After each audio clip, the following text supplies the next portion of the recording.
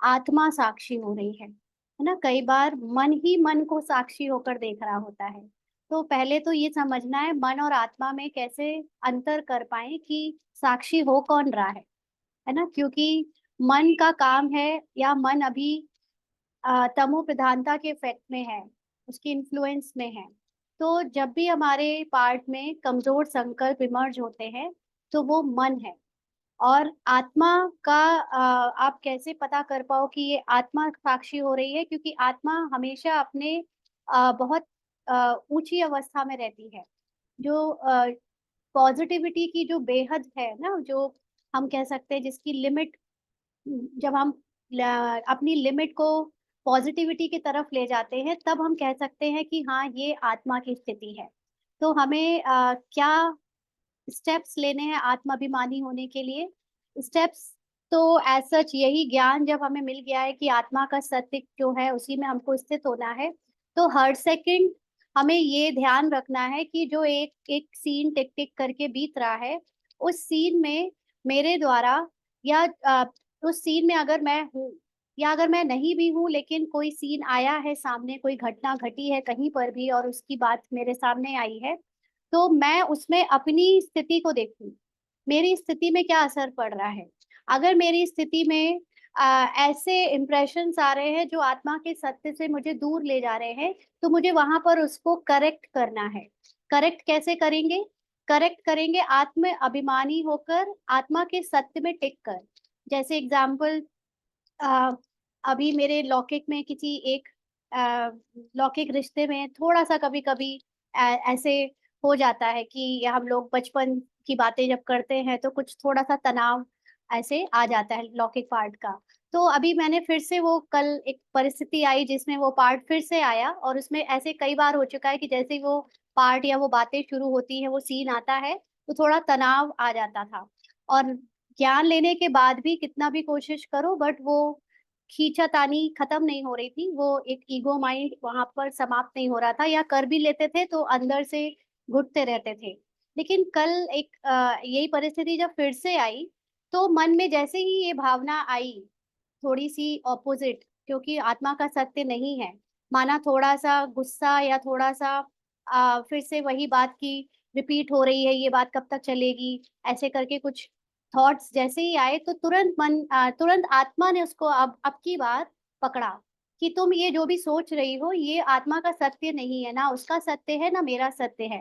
Part में जो भी ऊपर-नीचे हुआ या सामने वाली पार्टधारी ने अगर अपना मूड ऑफ किया तुम्हारी किसी बात की वजह से या तनाव क्रिएट हुआ, तो ये उसका सत्य नहीं है।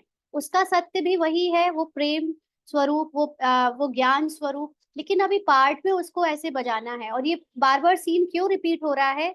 कई बार रिपीट हो रहा है, जैसे बहुत सारे सीन्स तो चेंज हो चुके हैं, बहुत सारी परिस्थितियाँ जिसमें मैं अचल-अडोल हो गई हूँ पार्ट में या अंदर से भी आत्मिक स्थिति से, तो वो सीन चेंज हो चुके हैं। लेकिन अभी जिसमें नहीं हो पा रही हूँ, वो सीन बार-बार, बार-बार आ रहा है।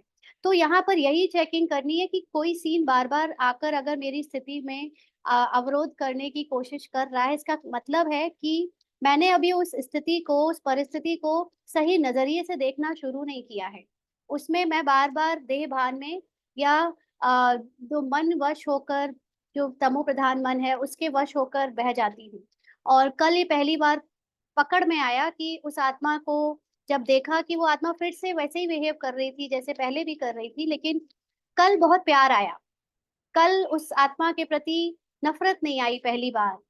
तो ये जैसे विजय प्राप्त की और तुरंत आंसर आया मैं जीत गई, ऐसे। तो यही हमें अभ्यास करना है कि हमारे चारों तरफ जितने भी लोग या जो भी बातें हमारे सामने आ रही है, फॉर एग्ज़ाम्पल अ, क्या कह रहे हो? जो हल्का करे वो आत्मा और जो भारी करे वो मन, करेक्ट, है ना? जो भारी करे वो मन, बिल्कुल सही कह रहे हो।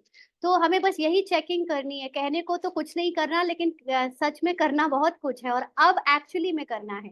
अभी तक तो हम ऊपर से सोचते थे कि हम उससे प्यार से ही बात करें, हम गुस्सा ना हो, हम उसको माफ़ कर दें या ये करते-करते थक गए थे, नहीं हो पा रहा था, अंदर से चित्त साफ नहीं हो रहा था, है ना? और किसी भी तरह ऊपर-ऊपर से बदल लेते थे, लेकिन रिश्ता जो आत्मिक रूप से प्यारा होना चाहिए था, वो नहीं हो पा रहा था और ये सीन बार-बार इसीलिए आ रहा था क्योंकि इट्स ऑल अबाउट मी।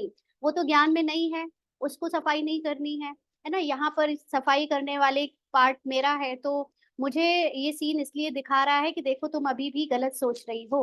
तुम अभी भी अपनी आत्मिक अवस्था के जो सत्य है उसमें टिक नहीं रही हो। तुम बार-बार भावनाओं में और जो सीन दिख रहा है उसमें बह जा रही हो।